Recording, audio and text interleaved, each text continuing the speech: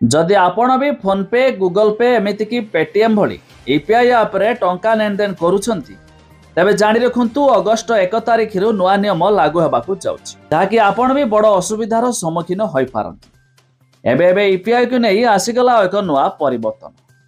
आसंतु संपूर्ण अपडेट जानिबा ता पूर्वरु वीडियो को लाइक करंतु, सब्सक्राइब करनथिले एबे सब्सक्राइब करी पाखरे थिबा घंटी चिन्ह को दबाइथिले।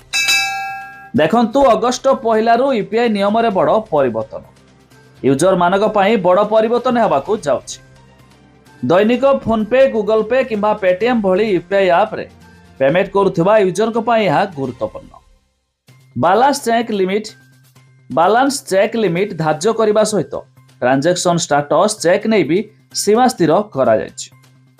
दिन को बैलेंस चेक करिवार लिमिट मात्र 50 रहिबो। एभली आहरी अनेक किछि नियम परिवर्तन आसुछि।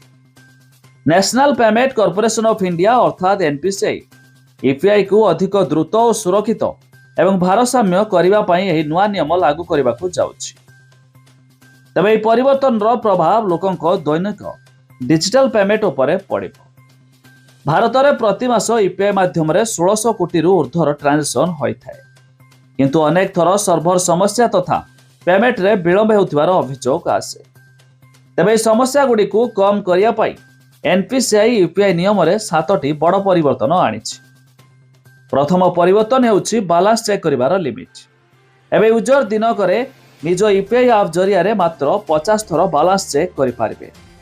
बारंबार बैलेंस चेक करने द्वारा सर्भर उपरे चाप पड़ी था, जहाँ द्वारा ट्रांजेक्शन धीमा होता है। द्वितीय होउछि ट्रांजेक्शन स्टेटस चेक करिवार सेवा।